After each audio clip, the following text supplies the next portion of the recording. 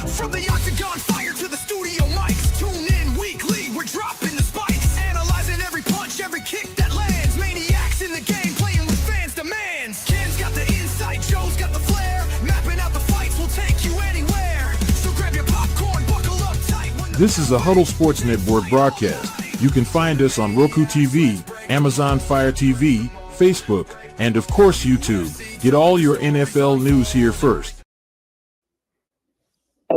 What's up, guys? Back again. MMAniacs Podcast. Coming off that big card this weekend. Was it 322? Yep. UFC 322. Some surprises and some not so surprises. Our picks, at least in the main fights, kind of went 50-50, right? So we'll get into that card first, because then we'll talk about the welterweight division. But overall, what were your impressions with the card? We might as well start with that first, right? I think Darusha might be near the end of his career, especially with how quickly that one went. And usually out of him, you at least see him put up a decent performance. He just kind of, it wasn't even that devastating of a punch to me. Is you didn't get the full body mechanics and all that. It looked just like a short hook to me. Yeah. Honestly, I would have to agree. Like, he missed weight for that fight, so he didn't even cut all the weight. And then you do that. This is the ironic part, right? Why do guys do that? Like, I mean, there's a couple of reasons. First, because your opponent's killing themselves, draining themselves to make weight. So, if it's a fight, and this, this speaks to a larger issue in mixed martial arts, especially in the UFC. When you're fighting a contender and it's not a title fight where you absolutely have to make weight, right? You're starting to see more and more fighters miss weight and just pay the penalty out of their purse. But when you look at the statistics, it's like 80%, maybe even more of the time, the guy who missed weight ends up winning the fight. So it's like a worthwhile sacrifice, because the penalty, what's the penalty? Like Dana to you a couple times, Dana might say, okay, this guy needs to move up a weight class, right? But other than losing 20% of your purse, there's not really any punishment. And you have one or two times that you can get away with it before the UFC starts to be like, hey, dude, like, you know what I mean? So it's like, I really do believe I won't say all the time, but I believe it's intentional. And it's intentional for two reasons. One, you're not draining yourself like your opponent is to make weight. So you have more in the tank, right? You don't take yourself quite to that point of death. So your stamina is going to be better in the fight. And two, when you're massively dehydrated like that, what's the first thing that it takes away? Your chin. Like, when you're massively, think about this, and this is this is fact. This is scientific fact. Your brain is surrounded by fluid, which cushions the impact of blows to the head, right? It keeps your brain from slamming up against your skull and killing you or causing brain damage, right? So when you dehydrate yourself to the point of damn near death, some of that fluid it disappears as well, So it makes you more susceptible to getting clipped, getting knocked out. So by not cutting all that weight, you're sparing your chin. Now, I say all that to say, if Dariush purposely missed weight to spare his chin, then how gone is his chin really, dude? Like, because like I was saying, that wasn't even anything devastating. It didn't even look like he fully got his hips turned. It just looked like a short little hook to just kind of be a part of a combination and down. Wow. Yeah, but also, I mean, keep in mind, it's not you or me throwing a hook. Oh, yeah. You've got a professional UFC fighter. Like, they hit a little harder than we do. So Yeah. even those short check hooks hurt, dude, and or can knock you out. I'll give you a perfect example. I mean, the greatest example. And granted, he's an outlier in a sense because nobody has the power that he does. Ilia Topuria. Ilia Topuria doesn't have to hit you with a full-on extended straight right hand to knock you out. You saw that left hook he hit Charles with, knocked him into next fucking week, dude. Like, and it was a short hook. It wasn't like some winging haymaker of a hook. It was short, tight, right on the chin, dude. So, I'm not going to say that it was a weak punch that dropped Dariush. I'm just going to say, Dariush's chin is probably gone at this point, and he should consider hanging it up. Like, you had a respectable career. Mm-hmm. Like, you didn't win a title, but you were a contender for a long time. You have some notable wins on your resume. Don't tarnish your legacy by sticking around and getting 3 or 4 more bad knockouts, dude. Like, it's time to go, especially 10 seconds into the freaking fight. Dude. That's what I couldn't believe. That, yeah, okay, maybe he gets knocked out, all that. But I expected more out of it because most of his fights he's at least competitive with. Yeah, Dariush. But again, Dariush is old. He's got a lot of mileage on him. He's not just old. He's got a lot of fights, man. And, some guys, they get their chin cracked in one fight, right? Like, and then their chin's never the same. Other guys, it's like, they have a chin for most of their career. And then at some point it just, and you can't even pinpoint the moment that it goes, but you can only pinpoint the moment when it's gone. Yeah. Right? And I think we hit that point with Dariush where his chin is just gone, dude.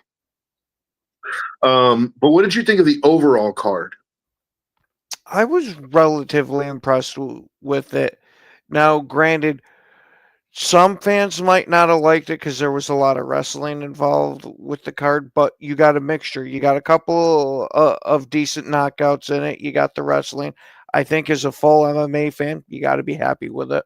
Honestly, dude, I thought this was one of the more impressive cards lately. Like, you got 3 out of 5 knockouts. You got 3 finishes, and that was just on the main card. There was a ton of knockouts on the undercard too, like finishes. But I mean, Prodis and Leon Edwards, that was an impressive win, man.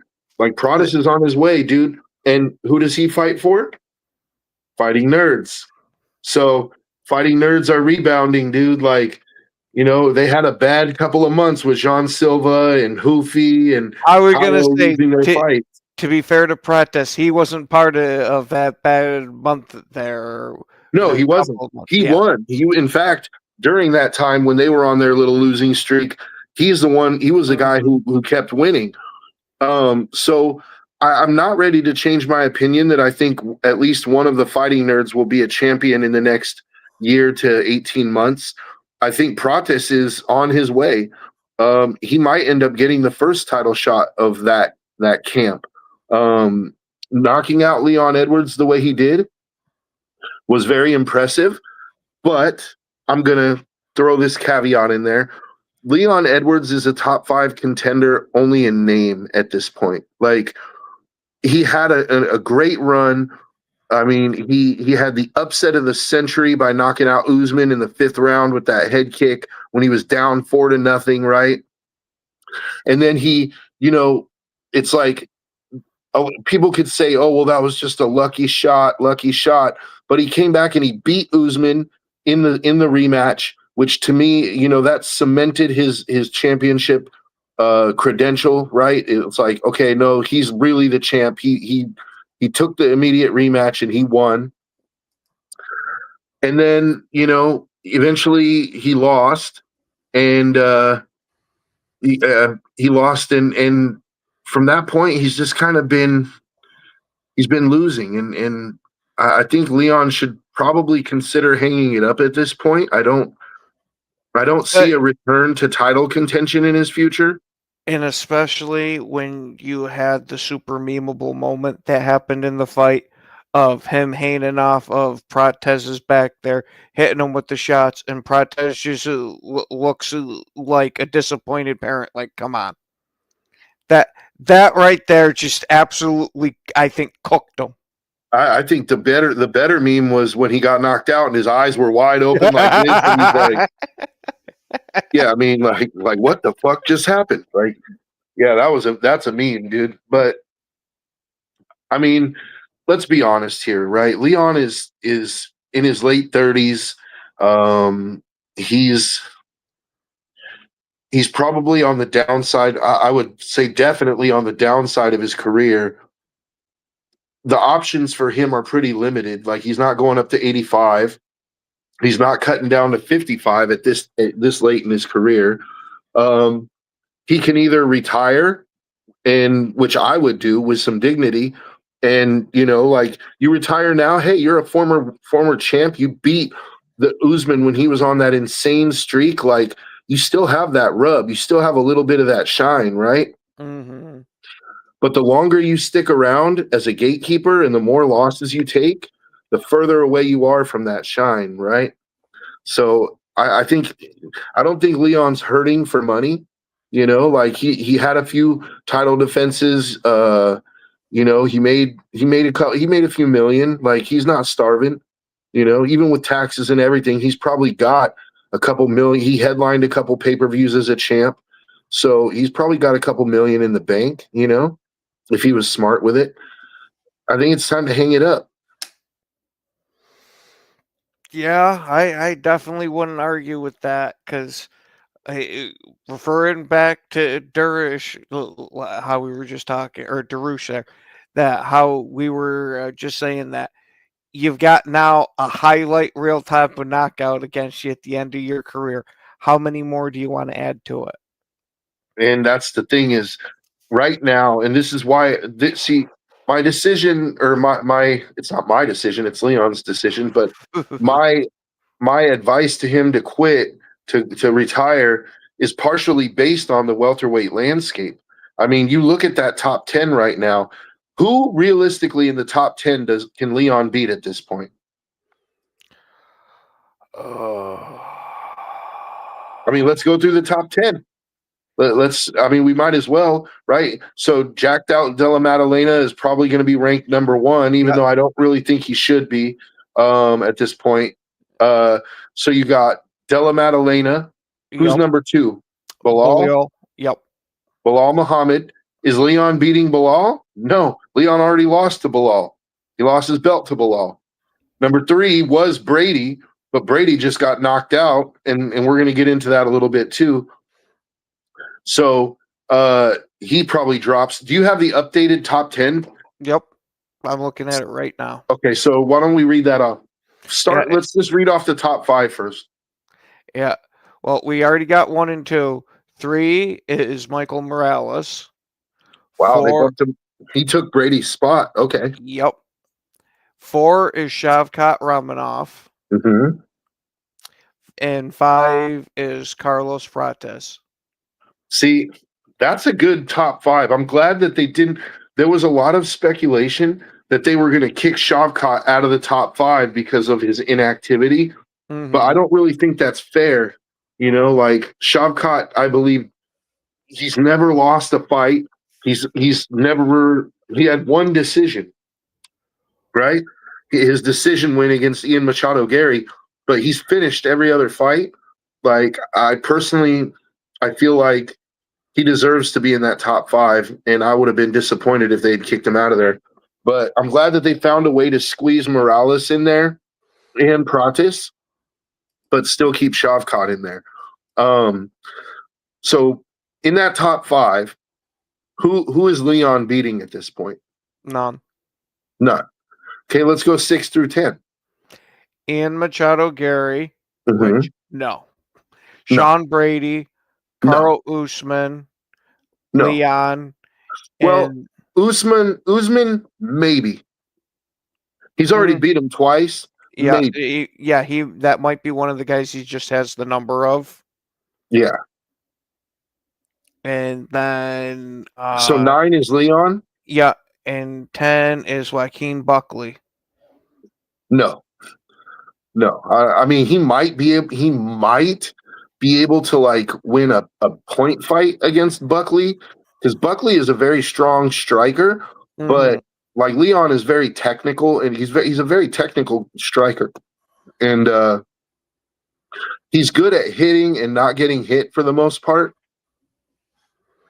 But and we'll get in. I know you're like, but what just happened? Like we'll get into that. Like because Prodis, it wasn't just that Prodis landed a lucky punch. Like I'm sure you broke that aspect of it down, right? Like in that Prodis fight, why he was able to land that straight left hand that knocked Leon stupid. But yeah, at this point, there's nobody in the top 10. Maybe Buckley, but that does nothing for you because you're number 9. So you beat the number 10 guy. So you go up to what, number 8? Now it's like, what are you going to do? Like, there's nobody in the top 10 that I'm putting my money on Leon over right now at this point. So you might as well retire, dude. In my opinion, take your your legacy. You had a great career. There's one fight that I would like to see, however, and they should go ahead and put it on the undercard at the White House card. Leon versus Jorge Masvidal. You're looking at me like, why would you want to see that fight? Okay. Yeah, because So- I don't remember Jorge right off the bat. Jorge Gamebred Masvidal. He's the one he fought Nate Diaz for the original BMF belt. Oh, okay. Now I know who you're talking Okay. about. There's a reason though. These two have history. You see, Leon, so Jorge was doing an interview. This was about 5-6 years ago, at least. Jorge was doing an interview and Leon came by. At the time, Jorge was like really coasting off that shine from that Ben Askren knockout, right? That flying knee knockout. He was still soaring high on that, plus the Darren Till knockout. Leon at the time was a contender, and he was trying to fight Masvidal. He was like, he walked by and said, "Hey, why don't you and me fight?" And Masvidal was like, "I'm doing an interview, man. Like you're over here, like that's rude to interrupt my interview or whatever." So Leon walked away, but he kept talking. Masvidal walks up on him and then hits him with the 3-piece in the soda on the way out. Like for real, like they're in each other's face, and all of a sudden Masvidal just fired on him. Boom, boom, boom, boom. Like hit him with a 4-piece and then 3-piece and the soda. As Masvidal says, he's like I gave him the 3-piece with the soda and then glided out, like so it split Leon's face, his eye. He busted his eye or his cheek. And Leon's been wanting to fight him ever since. But when Leon won the belt, all of a sudden he was like, fuck Masvidal. Like, I'm not giving him a shot at the belt. He doesn't deserve it. Fuck him. Like, so the heat kind of died down because Leon was like, now all of a sudden, because that when Leon won the belt, all of a sudden Jorge was like, oh, let's fight. And Leon's like, fuck you, like, so Leon didn't take advantage while he had the belt, but now Leon doesn't have the belt. His welterweight prospects are pretty much nil. It's like you might as well take one last fight, cash out, right? Because that would be a big fight. Like it would do numbers because Masvidal has a following. There's the animosity factor, right? It's a grudge match. So, and it's a fight that realistically Leon could win. Leon is a very good technical striker. Masvidal is an excellent striker too, but I just feel like that's a fight Leon could win, especially because Masvidal's been retired, hasn't really been active. He'd be coming back out of retirement essentially. It makes for an interesting undercard fight. Or if they wanted to make it like the 5th fight on the card, like the opening fight on the main card. Mm-hmm. I don't think you could realistically put it any higher than that because it has no implications for titles or anything like that. But it'd be a fun grudge match, right? I mean, if we're gonna do McGregor versus DS3, we might as well do Masvidal and Leon too. So yeah, enough about Leon. We're talking about the welterweight top 10, right? And you have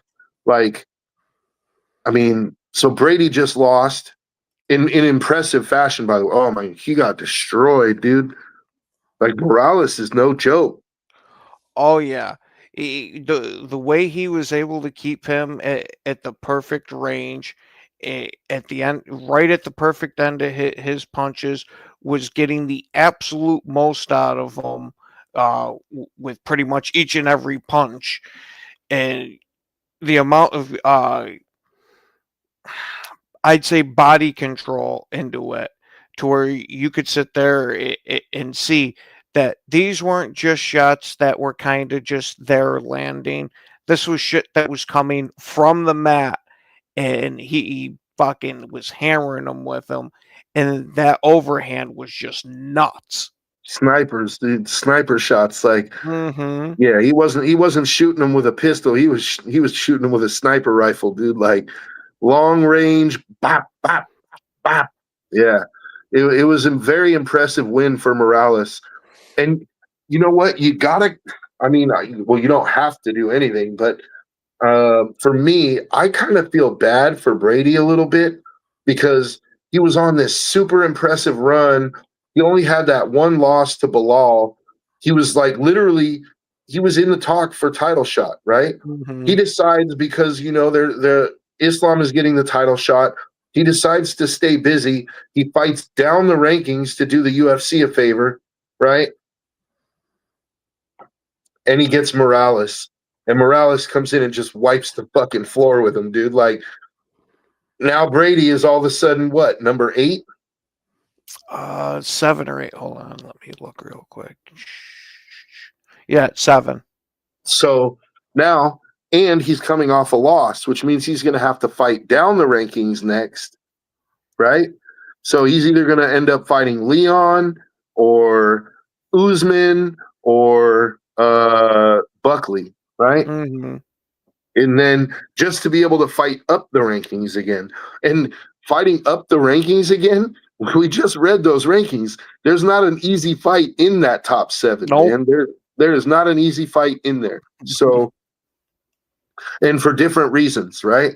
He already lost to Bilal.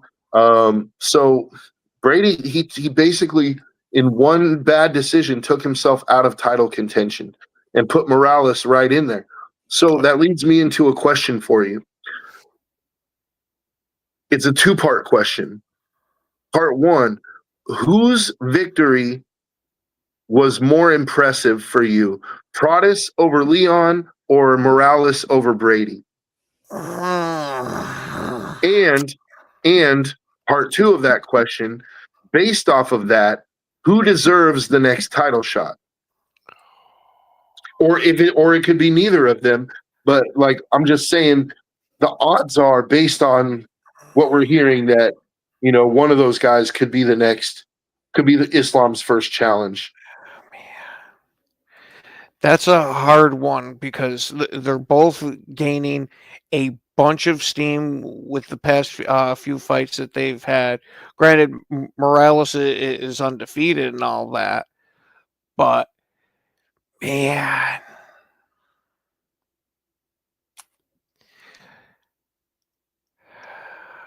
I almost want to say, because logically, just because of the rankings, you'd say Morales, but I almost want to go with Protes just for how entertaining he is, and he's making me a little bit more of a fan of him. Granted, he's pretty much the fighting nerd that I know the most, but I see, because this is a hard one because I like both guys with this, but I think I might go Protes. So just go out, like, whose win was more impressive to you? Like, take it all into account, not just the way that they won, but like the level of opponent, the time to finish them. You know what I mean? Then ranking, all that stuff, taking all that into account. Which win impressed you more? If we're taking all of that into account, I might go with Morales because he was fighting a guy coming off of a massive hot streak. But I think if we're going for which one was more impressive with the way he dismantled him, I got to go Prates. It's such an up in the air one to me, to where if I heard either one of them announced, I'd be happy with it. Mm-hmm. Yeah. This is But why I mean, I asked that question, because it's a tough question to answer. but they you were give both me gun very to my head. impressive. Yeah, you give me Go gun ahead. to my head. I gotta go with Prates, at least for now, even though Morales is very entertaining in and of himself. See, my thought process is this. I think Prates' win was more impressive in that he finished him with one shot, and then that because that follow up that really wasn't even necessary, dude. But he decided to give him he gave him the one piece, he gave him the chicken breast, and then gave him the cornbread on the side. It's like he really didn't need to add the cornbread, but he decided to give him a little slice anyway. Whereas the thing that draws me back for Prates is that Leon is kind of a shadow of himself at this point, but he's still a former champion, and it's not that long ago that he was the champ. Realistically, Bilal lost the title in his first defense. So a little over a year ago, Leon was on top of the world. He was the champ. Maybe a little more than a year ago. So yeah, just a few months over a year, but yeah. Yeah. So it wasn't that long ago Leon was on top of the world, right? Mm-hmm. Brady was on a good run. And Brady was ranked higher. And I think the UFC, by putting Morales at 3, I think they're basically saying that they think his win was more impressive. I could see that, and especially with what you were saying, that Leon hasn't looked the greatest as of late. Granted, like you said, not too long ago, a year, that he was the champion, and that, but Brady was on that tear, and it seemed like they were trying to position Brady to go and be the headline type of guy challenging for the fight. And Morales just came in and said, "Nah, I'm taking that spot." He went and stole all his momentum, all his hype, dude. Mm-hmm. So my heart is leaning to Prates, because I like Prates. I like the fighting nerds, and it was a super impressive win. But my head tells me that it was Morales, because he beat a higher ranked contender, and Brady, Leon is on the downward edge of his career, whereas Brady is still a contender. Brady will bounce back from this loss. Trust me. Brady will be in the top 5 again. He will have another chance. He's just too good of a fighter not to. Right? He just ran into a buzzsaw. I mean, if you fight enough guys in the top 10, there's going to be somebody who's going to beat you. Mm-hmm. The margin for error at that level is so small. It may not even be that the guy is necessarily better than you. It might just be he was better that night. There's that one half a step this way that you shouldn't have taken that caught, you get caught. The margin, it literally comes down to that for victory. That margin of victory, that margin for error when you're fighting top 10 guys. And even more so with top 5 guys. A half an inch can mean the victory or defeat, the difference between victory and defeat. But that shot Prates landed though, oh my God. Because what he did was excellent, dude. Leon is a southpaw, right? So Leon is naturally a southpaw. So what I believe he's a southpaw. Can you look that up real quick? Yep. But Leon can switch, right? He can switch.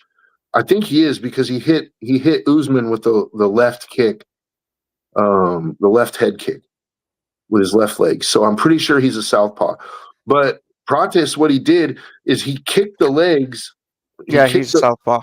Yeah. So he kicked that front leg, that right leg, and he forced Leon after a couple of those kicks. As soon as Pratis, this is how I know it was intentional. Like anybody, everybody uses leg kicks, right? But Pratis used the leg kick specifically for that moment, for when Leon would switch to orthodox, because the second that, like, as Leon's feet are moving to switch to orthodox, Pratis is throwing that straight left, that lead left hand. Like, it was like he set it up perfectly. He used the leg kick, and he landed a good one, and Leon's like, ooh. So as soon as Leon goes to switch, as his right leg is moving to the back, because think about this. If you're switching stances, you can't sidestep.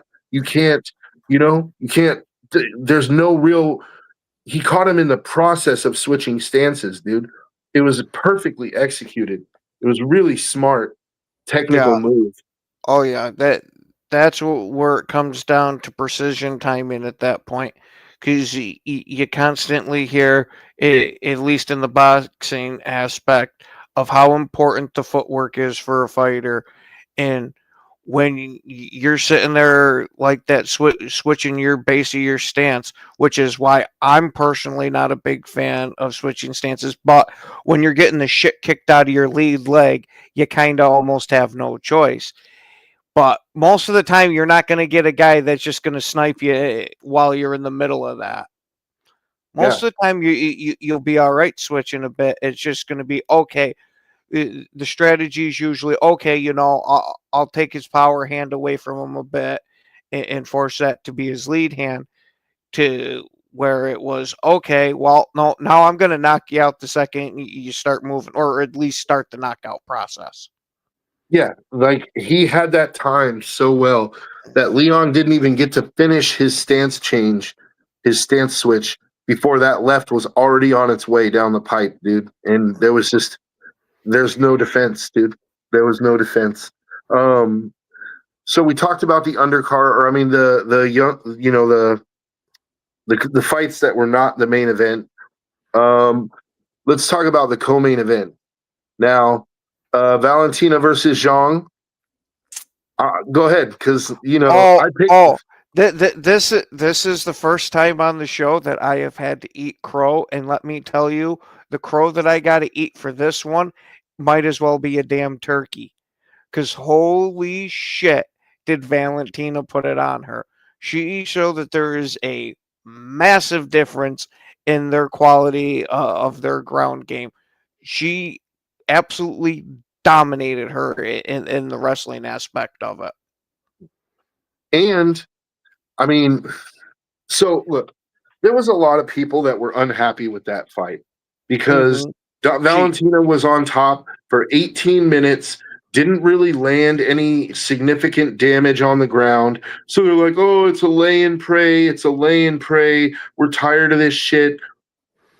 Those people don't know what the fuck they're actually watching. I just got to say it, because I came away from this fight, like, you've heard me all the time. I never once like downed Zhang Wei Li. Like, I've always given Zhang massive respect. She's one of the greatest fighters in the world, hands down. And we already knew that she was a tremendous grappler, right? Tremendous grappler. I actually came away from this fight, where she got dominated, even more impressed with her grappling. Because those butterfly hooks that she was using in the first 2 rounds was frustrating the shit out of Valentina. She sat there. Valentina kept trying to pass, and she couldn't pass. Why? Because Zhang had those butterfly hooks in, and Zhang's butterfly hooks were some of the best butterfly work I've seen in MMA.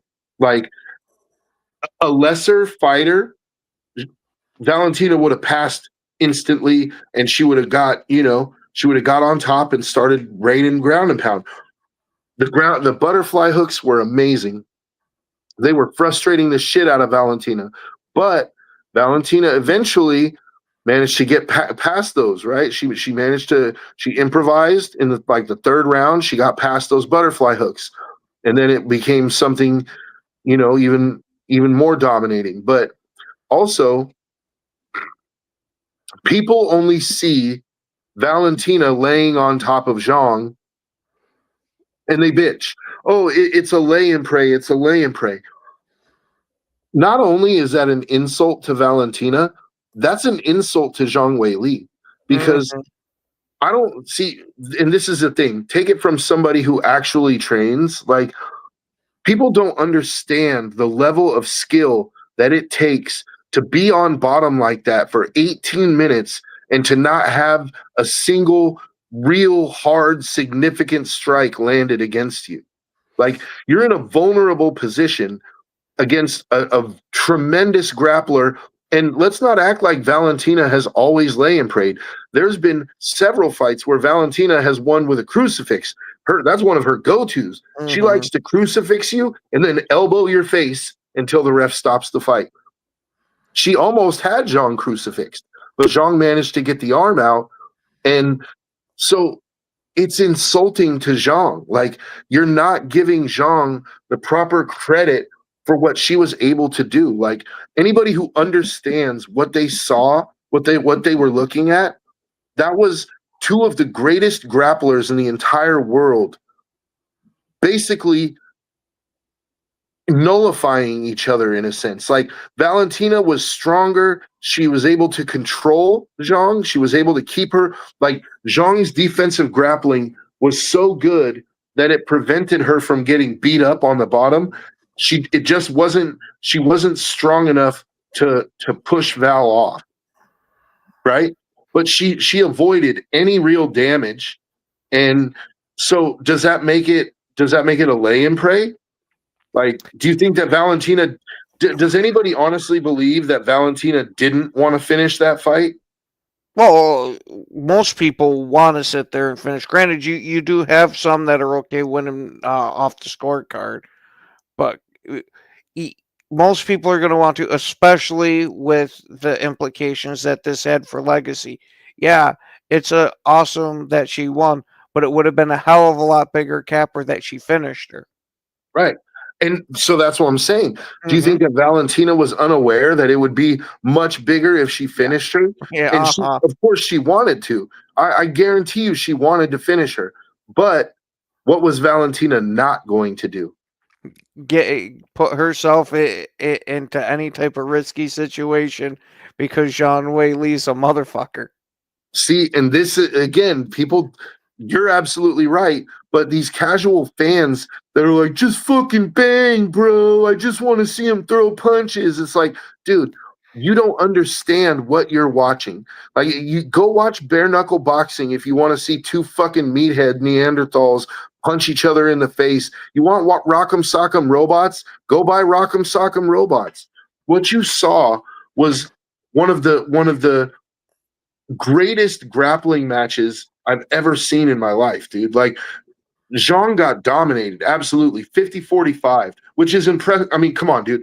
Like, even on paper, like, even if you want to call it lay and pray, have you ever seen Zhang get 50-45 by anyone?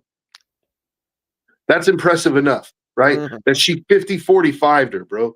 Zhang didn't win a round. There was not a single round. See, and this Zhang is a great champion. It's not like the judges were being biased here.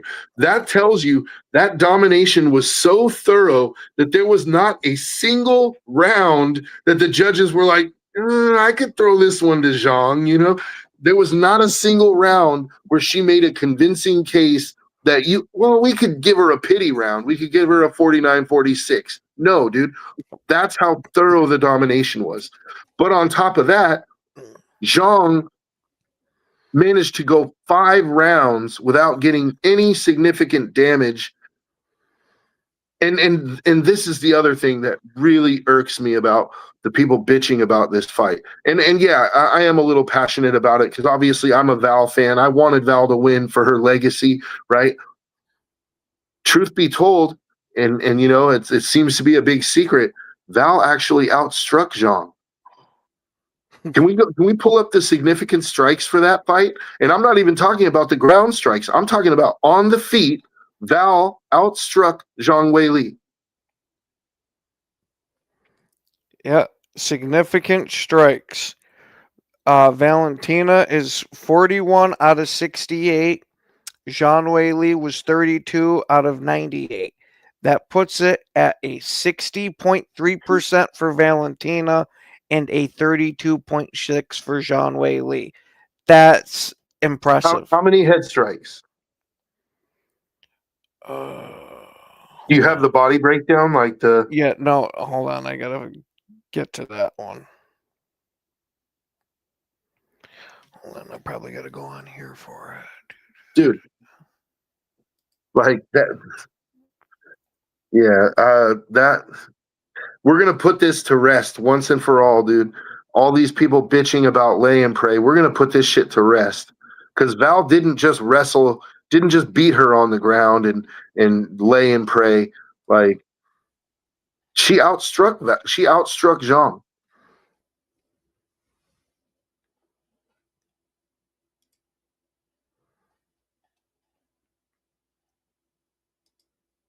Okay, yeah.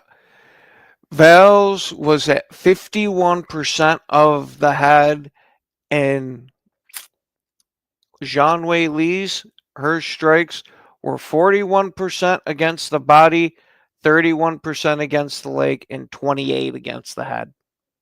How many total strikes against the head did Val connect?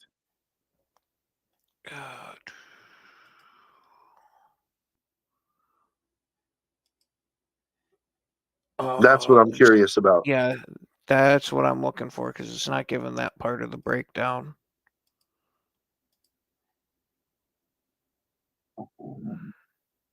Oh, okay. 21.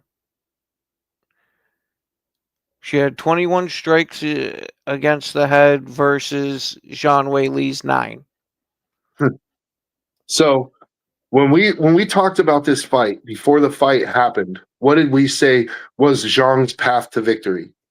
Keeping this on the feet and just beating the shit out of her. Because we both agreed that Zhang had a tremendous power advantage, right? Yep. So what did Valentina do? She actually, I mean, to land 58 strikes, that means that they were standing. You watched the fight; they were standing for the first minute and a half of every round, right? So, like, sometimes even more, like, so because she had 18 minutes of control, let's say in a 25-minute fight, so they had 7 minutes of stand-up, and in 7 minutes of stand-up, Zhang was able to land 9 shots to the head, and none of them were significant.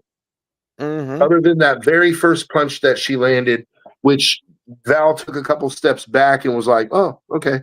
Like she seemed fine. She ate it. But I was going to say, Val's a very good technical striker. what was Val doing, though, that was so successful in that striking? Oh, God. I was going to say, I'd have to rewatch it to say exactly, but if I vaguely remember, it was giving her very little of a target to go for and constantly staying on the move. She stayed on the move. She got in, got off, got out. She didn't get into any crazy exchanges, right? By the time Zhang, like she would get in, she would fire like a jab or a 1-2, and by the time Zhang was firing back, Valentina was already out. And so she completely neutralized her offense, her whole striking game, completely neutralized it. So this is why I'm saying this, because to sit here and say that it was a lay and pray and a boring victory, boring fight, no, dude, no. Valentina didn't just win because she took her down. Valentina also won on the feet. And this isn't just a Glaze Valentina session, because Valentina's corner deserves a freaking tremendous amount of credit for that game plan, dude. That game plan was, I mean, half the credit for the fight, in my opinion, at least, goes to the corner, to her coach, her training partners, like for having that game plan. The other half is, you can have the greatest game plan in the world, but if you can't implement it, if you can't execute it, then it's for naught, right? So Mhm. Valentina gets half the credit because she executed that game plan, and her coach gets half the credit because that game plan was flawless. She essentially neutralized every single one of Zhang's strengths. I mean, do Oh, you yeah. Yeah, disagree? no, absolutely not. While I was watching the fight, I just had the feeling of while I was watching it that it was okay. What point in the round is Valentina going to take her to the ground? Because it wasn't on an if she's going to be able to. It was all right. When's it coming? Because as much as we all know how much I like Zhang Wei Li, there wasn't a moment in that fight where I had the okay, she's going to be able to come back if she does X, Y, or Z. Besides just her punching power, if she landed one clean, sure. Besides that, Valentina had it the whole way. Yeah. So immediately after the fight, I was on the Reddit MMA board, and a lot of people are like, well, that's why there's weight classes. There's weight classes for a reason. Like immediately discounting Val's win as if like it didn't matter. Like, correct me if I'm wrong, but didn't Zhang Wei Li weigh in at 125 just like Val did? Mm-hmm. They weighed in at the same weight. Now, am I trying to be sneaky here and ignore the fact that Val probably had a weight advantage going into the fight? No, Val had a weight advantage. She had Mm-hmm. to because she's a natural 125er, right? But was weight the only reason she won? I don't think so. I suppose somebody could try to make that argument, but you would have a hard time convincing me. So let's finish this off because I do want to talk about the main event as well. Where does this place Valentina in the GOAT conversation? I was gonna say I'm giving it to her as the GOAT with this because we were talking about before that if she was able to pull this off, this is the capper here. That I think that kind of does it. So you think she's surpassed Amanda at this point? Yeah, I was gonna say she's got a hell of a record. Yeah. See, it's a tough one because Amanda was on paper, Amanda was a 2 division champ, right? Bantamweight and featherweight, even though we all know the featherweight division didn't really exist. It was just that belt was created so that she could fight Cyborg. But and Amanda finished a lot of her opponents. Her run was extremely dominant. She was knocking bitches out every fight. Like, you know what I mean? She had a very dominant, almost like a reverse Ronda Rousey run. Remember when Ronda was like armbarring everybody? Like she had like a 7-fight armbar streak where she was just killing bitches. Amanda was doing that on the feet. But Amanda also has some embarrassing losses. Like Amanda's losses, she's been dominated in all her losses. She lost to Kat Zingano, got fucked up. That Juliana Pena loss, not a good look. Not a good look. Especially you come back in 50-43 or the next fight, like, and then look at what happened with Juliana and Kayla. Like, it's not a good look. Not that Juliana is a bad fighter, but she's nowhere near the GOAT status, right? Mm-hmm. She's a former champ, former 2-time champ. But yeah, no, dude, she's not anywhere near the GOAT status. So when have you ever seen Valentina get embarrassed?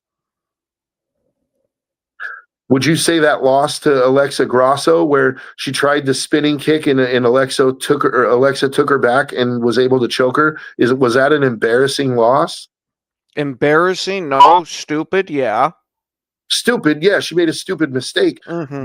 but she was in that fight. Like that was she was actually winning that fight up to that point, right? That happened in round 3, and I believe I had given her both rounds before that. She was up 2-0.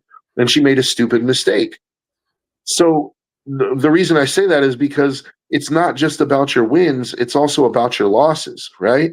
Valentina Okay, Sledge. On paper, yes, Amanda beat Valentina twice, but did she really win that second fight? I don't think so. I and about 50% of the MMA community believe that Valentina should have got the nod in that second fight. Was it close? Absolutely. That's why we're having this conversation. But I felt, and 50% of the MMA community felt that Valentina deserved the nod in that second fight. And in fact, in making my argument, I count that as a win for her. And I think having the win over Amanda in that second fight at bantamweight, then having the run the two separate title runs that she's had at flyweight, and then the capstone with Zhang. I agree with you, Ken. I think Valentina is the GOAT. A lot of people are going to disagree, though, and I guess Sledge is obviously one of them. And that's fine. We don't have to agree, right? Mhm. But one thing that drove me nuts is like all this hate for the Valentina Zhang fight when the main event was exactly the same, wasn't it? Like, but people are glazing Islam's nuts. Like, oh, dude, he's the greatest, the greatest grappler of our what. But they're gonna shit on Val, but they're gonna glaze Islam. Well, to be fair, I have heard people talking shit too about the Islam fight because of the old lay and play fucking wrestle fuck strategy there of them. But you can't argue with the domination of it. We were sitting here talking about leading up to this fight here, how Jack Della Maddalena, he's improved so much with his takedown defense and all that, and yeah, it worked great against Bilal, but it didn't do shit against Islam. No, and see, this is where we were talking about it. We were talking about it last week, right? That I was the one. My pick was wrong. I thought that Jack training with Craig Jones and how he looked against Bilal, I thought that would translate and that Islam wouldn't be able to take him down. And I was completely wrong because Islam is just a different animal, dude. Speaking of that, did you see the shit that Islam talked about Craig Jones? A little bit of it. Yeah, he was pretty much saying that your jiu-jitsu ain't that great. You should come over to Dagestan and train with us for a couple of years. Yeah, well, Islam has the luxury of saying that because he won the fight. The winner kind of gets to talk all the shit they want. But in a straight up jiu-jitsu match, I would take Craig Jones over Islam. In a straight up jiu-jitsu match, Craig Jones is a fucking animal, dude. He's an animal. If you ever get a chance, I know it's not fighting, but go watch some of Craig Jones's jiu-jitsu to his no-gi grappling performances, dude. He's you'll see shit that you're like, I've never seen that before in my entire life. Like buggy chokes and shit. Like he does crazy shit. Yeah, Craig Jones is a monster, dude. But I was wrong. Like I was right on Val, but I'm not gonna lie, like every time they got into those stand-up exchanges, I'm sitting there like, ooh, move, Val, move. Bitch, don't stand still, dude. Like I'm telling her, bitch, you better move your feet. Oh yeah, that is one thing I can't take away from Jack Della Maddalena there is his submission defense was outstanding because Islam almost had him probably 5 to 7 good times in that fight, and each and every one he was able to get out of. Yeah, and again, that's training with Craig Jones, dude. Like Islam, and that's this a hell is credit to Islam. Go ahead. Well, I was going to say that's a hell of a thing too, because we've seen Islam finish quite a few guys with submission. And that leads into what I was going to say, which is that Islam was definitely trying to finish that fight. Like Islam, and that's one thing that I'll give Islam. Like he's not a lay and pray guy. He takes people down and he's trying to finish constantly. And Jack, it's the same as Zhang. It's the same situation. Like Jack got dominated in the takedowns, but his defensive grappling kept him from getting finished where 95 to 99% of the other fighters in the UFC are getting finished in that position, dude. Like Islam, if he's on your back for 5 rounds, dude, if he's on you for 5 rounds, he's gonna figure out how to finish you eventually, you know. And he couldn't finish Jack. So I don't think Jack has anything to hang his head about, man. Like, you lost to a superior grappler, yes, but your grappling was on point, dude. It's just, what can you do against Islam? Is a force, man. And it's time to give him his flowers, dude. Islam is a force. If you haven't already given him his flowers, like, in my opinion, I think he's better than Khabib. I think with this fight, he surpasses Khabib. Not just like Khabib. I think Khabib is a better grappler, but overall fighter, I think Islam, because Islam has better stand-up. Islam's won 2 titles. That's a huge difference, right? Khabib was a career 55er. Like, Islam had the guts to go up to 70 and take on a tough challenge and pass it with flying colors, man. Now we'll see, because Islam has a boogeyman out there calling his name, and he doesn't seem to want to talk about it. You know, like, they asked him, dude, like, what's up with Ilya? And he's like, well, I want to defend my title at welterweight. I'm sure you do. I'm sure you do. I'm sure you fucking do, dude. Like, and you know, Islam has a chance at welterweight if he can go on an impressive title run, because we just talked about like how stacked that welterweight top 10 is. Like, if Islam can get 3-4 defenses in, dude, in that top 10, that top 5, that's ridiculous, dude. Like, that he has the chance to cement himself possibly as the greatest pound for pound fighter of all time. Possibly. Yeah, but he's got to fight Ilya to be able to get that full title. Bro, I think he's made it perfectly clear at this point that he doesn't want to fight Ilya, dude. Ilya's going to have to chase him up to 170. Oh, I think Ilya will. I was going to say, do you have any doubt that he will? I think he will. But the thing is, Ilya's got to, they were talking about, that's what we were just saying. We agree. Welterweight is full of interesting matchups. Ian Machado Gary presents an interesting matchup. Bilal, they probably won't fight because they're friends. Mm-hmm. You got Shavkat, which, can you imagine Shavkat versus Islam? Give me that fight, dude. Give me that shit, because Shavkat's really only chance at victory is on the feet. Do you want to see this right off at the beginning, or do you want to see Shavkat get that tune-up fight first before this for a fight with Islam? I would like to see Shavkat get a tune-up first. You don't just go right into Islam coming off an injury, bro.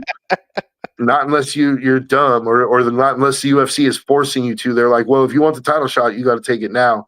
You know, like, obviously you're going to take the title shot if it's the only way it's offered, but I would like to see him get one fight under his belt, make sure that his knee is good before he goes into the Islam fight, you know? And I think because of his inactivity, it's fair to ask that. It's fair to ask for him to fight another top 5 guy before he gets the title shot. I'm okay with that. I'm cool with either Pratis or Morales getting a title shot. I'm also cool with, let's see, who else is in that top 5? You had Morales, Pratis is 5, Shavkat's 4, Morales is 3. Actually, there really isn't, because you got Bilal at 2 and Jack Della Maddalena at 1, and I'm not in a hurry to see that rematch. Yep. Unfortunately, it's that time, though. We want to thank you guys for joining us.